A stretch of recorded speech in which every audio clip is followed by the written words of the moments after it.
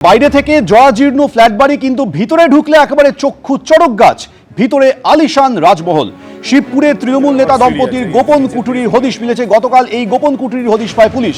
যে ছবি আপনার সামনে রাখছি, বাইরে থেকে ফ্ল্যাট বাড়ি জরাজীর্ণ, কিন্তু ভেতরে একেবারে দামি দামি আসবাবপত্র, আলিশান রাজমহলের মতো গোটা এই ফ্ল্যাট সাজানো। ভিতরে 7ই মে শিবপুরে ব্যাপক বোমাবাজি হয়, গুলি চলে বলে অভিযোগ।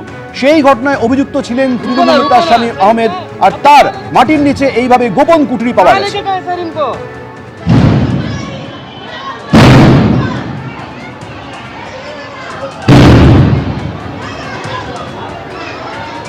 7ই মে শিবপুরে এইভাবে ব্যাপক বোমাবাজি হয়, আর সেই ঘটনায় অভিযুক্ত ছিলেন তৃণমূল নেতা শামীম আহমেদ।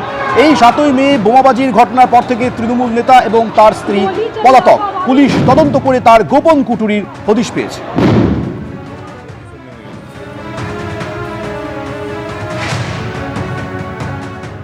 গত বৃহস্পতিবার শিবপুর এলাকার চওড়া বস্তিতে তৃণমূল কংগ্রেস এবং বিজেপি কর্মীদের মধ্যে সংঘর্ষের ঘটনায় উত্তপ্ত হয়ে ওঠে এবং সেখানে বোমাবাজি এবং বেশ কয়েক রাউন্ড গুলি চলে বলে অভিযোগ। এই ঘটনার যে মাস্টার মাইন্ড অর্থাৎ এলাকার তৃণমূল নেতা শামীম আহমেদ ওরফে বরের বিরুদ্ধে অভিযোগ ওঠে। বিজেপির অভিযোগ যে বরের দলবলই কিন্তু এই কাণ্ড ঘটিয়েছিল, এবং যেটা জানা গেছে এই মুহূর্তে, যেটা জানা যাচ্ছে যে বরের স্ত্রী 2013 সাল থেকে 2018 সাল পর্যন্ত তৃণমূল পরিচালিত হাওড়া পুরসভা বোর্ডের তিনি কাউন্সিলর ছিলেন, শামীমা বানু। এবং এই কাউন্সিলর থাকাকালীনই শামীম আহমেদ ওরফে বরের আঙুল ফুলে কলা গাছ হয়ে ওঠে এবং এলাকার প্রতিপত্তি পারে।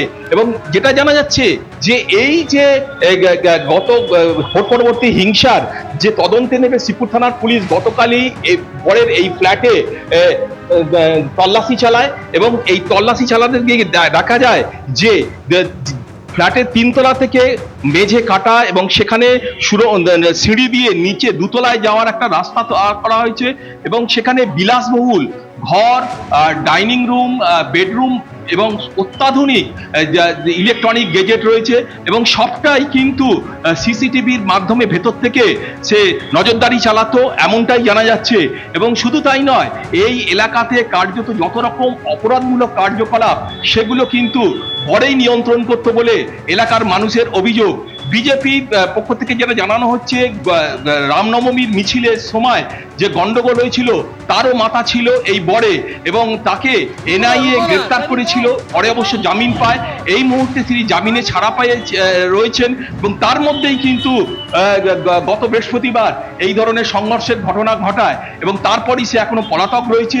তার খোঁজে হাওড়া সিটি পুলিশের গোয়েন্দারা বিভিন্ন জায়গায় তল্লাশি চালাচ্ছে, এবং গতকাল এই যে ফ্ল্যাট বরে সেখানেও তল্লাশি চালানোর সময় তারা কার্যত চোখ ছানা বড় হয়ে যায় তদন্তকারীদের। কারণ যে বিপুল পরিমাণ সম্পত্তি এই ফ্ল্যাটের মধ্যে রয়েছে তাতে কিন্তু স্পষ্ট যে তিনি কিন্তু খুব অল্প সময়তেই এই কাজটা করেছেন, এবং এই সম্পত্তি কোত্থেকে আসছে কি তা নিয়েও কিন্তু তদন্ত শুরু করেছে পুলিশ। ক্যামেরায় শুভেন্দু দাসের সঙ্গে সুনীত হালদার, এবিপি আনন্দ, হাওড়া।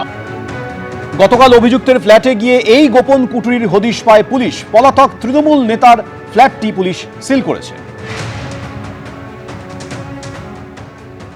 শিবপুর আইসিকে আমি সেদিনও বলেছি, এখনো বলছি, যতক্ষণ না বুড়েকে গ্রেপ্তার করা হবে আমরা কিন্তু কঠোর থেকে কঠোরতম সিদ্ধান্ত নেবো এর বিরুদ্ধে। এই যে বাড়ির মধ্যে একটা সুরঙ্গ হয়ে কি বলবেন? আমার তো সন্দেহ, শুধুমাত্র কি কাটমানির টাকায় এত সম্পত্তি হতে পারে, না অন্য কিছু পেছনে রহস্য আছে, সেটা পুলিশ তদন্ত করুক। আমার মনে হয় এনআইএকেও তদন্ত করতে দেওয়া উচিত। এখানে নকল আধার কার্ড, ভোটার কার্ড হয়েছে, বা বিভিন্ন জায়গা থেকে বিভিন্ন উপায়ে কি টাকা এসেছে, এনআইএ তদন্ত করলেই বেরিয়ে আসবে। এবিপি আনন্দ, এগিয়ে থাকে, এগিয়ে রাখে।